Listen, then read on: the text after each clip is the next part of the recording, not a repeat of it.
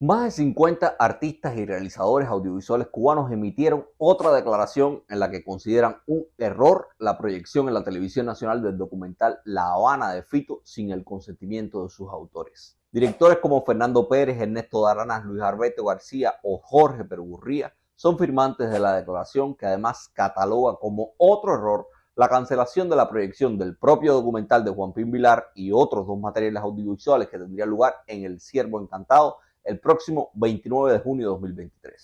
Los firmantes, nucleados en lo que se ha dado a conocer como Asamblea de Cineastas Cubanos, califican como errores a la censura y la limitación de la creación artística. Sin embargo, muchos pudieran argumentar que lo que los firmantes consideran el resultado de decisiones erradas de funcionarios taciturnos o negligentes son características consustanciales del régimen totalitario cubano. La censura y el arte instrumental a los intereses del Estado como premisa han sido características del régimen cubano desde muy temprano en sus orígenes. Basta remitirse al discurso dado a conocer como palabras a los intelectuales de Fidel Castro y reparar en la frase que ha sido el mantra de la política cultural del régimen político que Fidel encabezó por casi 5 décadas. Dentro de la revolución todo, contra la revolución nada. ¿Cuáles son los derechos de los escritores y de los artistas revolucionarios o no revolucionarios? Dentro de la revolución todo, contra la revolución ningún derecho. Pero más allá de si la censura es un error o una expresión misma del totalitarismo, otro tema ha estado en el centro del debate sobre la proyección de La Habana de Fito en el programa del canal educativo Espectador Crítico. Me refiero al cuestionamiento que muchos se han hecho sobre si es legal o no realizar una proyección de ese tipo sin el consentimiento de los autores de la obra audiovisual. Acompáñame hasta el final de este video e intentaremos responder esa pregunta y otra no menos importante. ¿Realmente ha importado la legalidad en Cuba cuando se ha tratado de censurar y limitar la creación artística?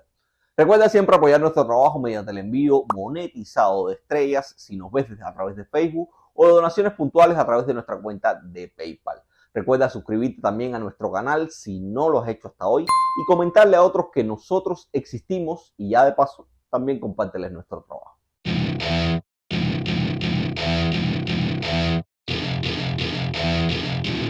El aparato cultural más influyente de los que todavía queda en Cuba, o sea, el exministro de Cultura y hoy presidente de la Casa de las Américas, Abel Prieto Jiménez, dijo desde su cuenta de Twitter que la proyección inconsulta en Televisión Nacional del documental de Juan Pin Vilar era legal y estaba amparada en lo establecido en los artículos 86.1 incisos E y F de la Ley de Derecho de Autor.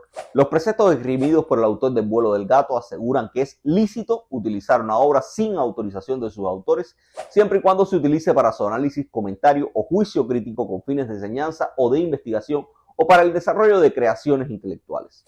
Pero más allá de las clases de derecho que nos ofrece Prieto, otras palabras suyas son las que aclaran las reales intenciones detrás de la proyección televisiva inconsulta del documental La Habana de Fito. Y esas intenciones no son precisamente educativas o intelectuales, sino vindicativas o represivas. En su post de Facebook, el exministro de Cultura lamentó que algo tan hermoso como la relación de Fito Páez con la Revolución Cubana haya sido estropeado por las turbias intenciones de Juan Pin Vilar.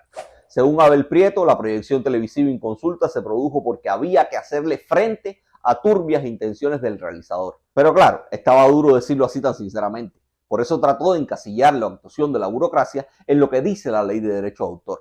Y para tratar de lograrlo, dijo entonces que para deshacer malos entendidos y manipulaciones del documental, fue que la periodista Magda Resic tuvo que invitar a su programa de televisión a los historiadores Elier Ramírez y José Luis Méndez y al periodista Pedro de la Hoz para que los invitados, por supuesto, aclararan en torno a la desaparición de Camilo y a la aplicación de la pena capital en el contexto peligrosísimo del año 2003. El exministro remató su diatriba con una frase lapidaria: el arte se mallogra si se mezcla con la provocación política. Oye, ¿quién lo dice? Alguien que no concibe el arte sin que sea una forma de propaganda política o una forma de obediencia callada al régimen que él mismo representa. Con su diatriba, Abel Prieto intenta hacernos creer que Magda Resic actúa por su cuenta, que es autónoma y que en función de educar a la ciudadanía ha decidido primero descalificar en Televisión Nacional a los realizadores del documental y a su protagonista, y segundo, fusilar la obra audiovisual, reproduciéndola además a partir de una copia no terminada del documental. Pero todos esos intentos de legitimar un acto que es como mínimo profundamente antiético y antiprofesional se desnudan ante sus propias palabras. Magda Resic es otra parachki cultural que a nombre de la educación y de la guerra comunicacional sirve de instrumento para perjudicar a una obra que se separa de la verdad ofrecida como mantra por el poder que la periodista sirve. Magda Resic es el verdugo, el ejecutor de una decisión que la supera y que más que nada, como también dijera la declaración de los cineastas, lo que más pretendía era desprestigiar no solo el documental, sino también a sus realizadores.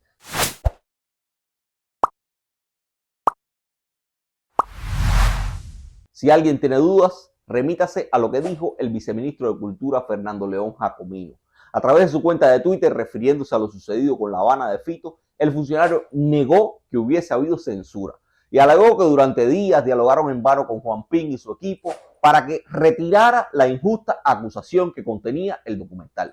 O sea, consideraban que algunas cosas que decía el documental eran acusaciones infundadas contra el régimen cubano y debían ser eliminadas. Pero no, eso no es censura. El propio Jacomino nos dice que ante la negativa de los realizadores del documental de autocensurarse y mutilar su obra, no les quedó más remedio que actuar. O sea, no hay censura, pero si no haces lo que te digo, atente a las consecuencias. El viceministro reconoció que las manipulaciones históricas del filme los obligaron a llevar a cabo lo que eufemísticamente llamó proyección con acompañamiento crítico. Es decir, ante la negativa de los autores a mutilar la obra, no les quedó más remedio que desprestigiar el documental y sus autores en televisión nacional y limitar, mediante su proyección pública masiva, la posible explotación futura del filme.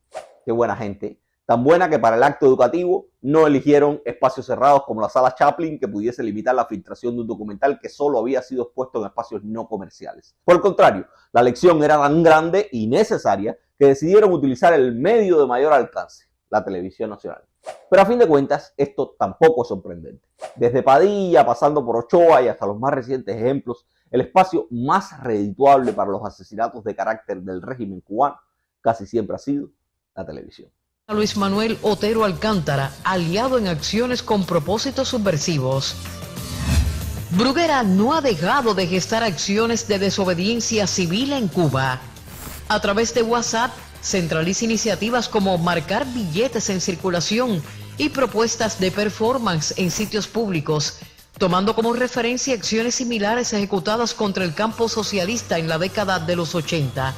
La intención es conquistar el espacio simbólico contra la institucionalidad del país. Con las expresiones de los funcionarios culturales cubanos y la apelación de Abel Prieto a algunos incisos de la ley de derecho de autor, el poder cubano pretende demostrarnos que un monólogo de 4 personas en televisión nacional es un acto educativo o una creación intelectual. Y sí, digo que es un monólogo porque fueron 4 personas, incluyendo 2 vicepresidentes del UNIAC, quienes acudieron al programa Espectador Crítico a desprestigiar La Habana de Fito.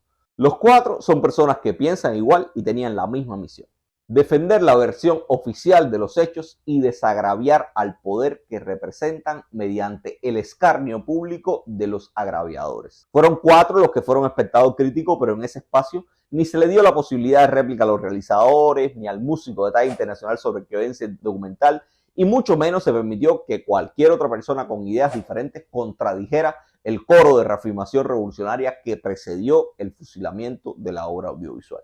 En resumen, que Abel Prieto y la burocracia cultural cubana nos quieren hacer creer que los cubanos solo pueden ser educados a través de la propaganda y el adoctrinamiento.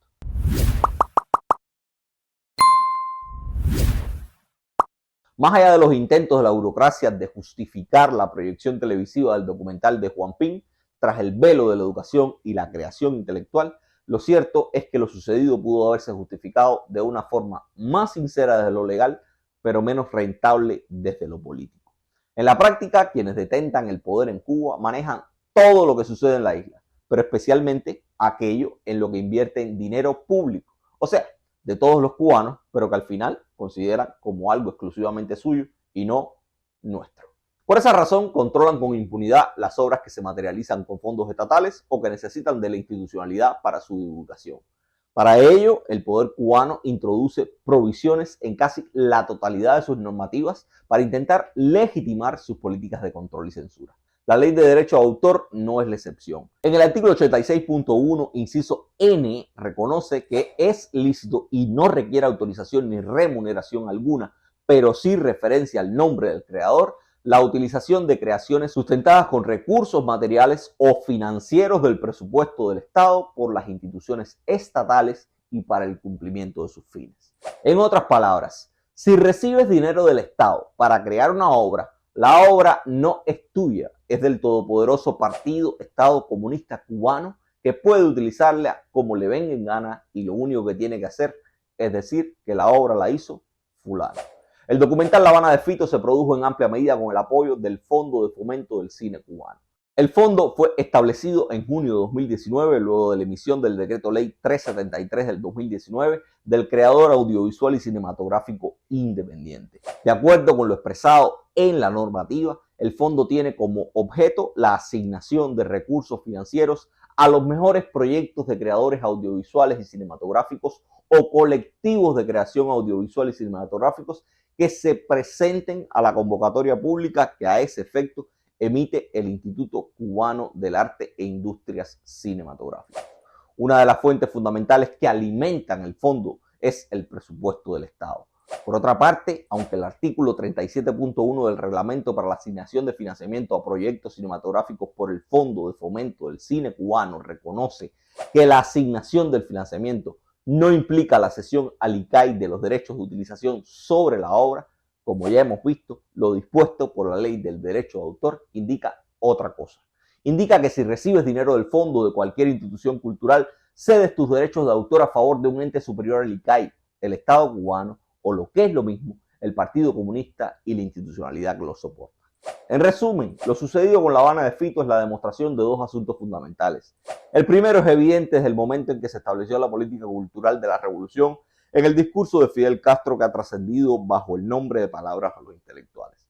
Es una paradoja hablar de arte independiente bajo el control y el auspicio del Estado, gobierno, Partido Comunista Cubano o cualquier institución reconocida por estos. Es un hecho que la recepción de fondos estatales en Cuba impide hacer arte libre sin el riesgo de ser censurado, manipulado, limitado en los recursos o simplemente desprestigiado.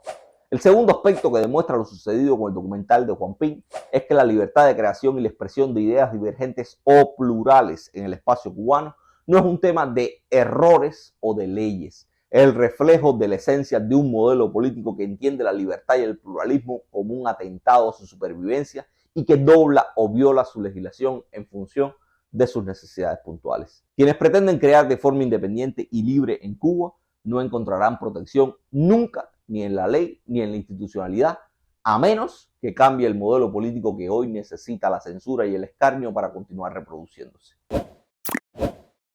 Recuerda apoyar nuestro trabajo, suscríbete al canal, comparte lo que hacemos, dona o compra lo que vendemos en nuestra tienda online.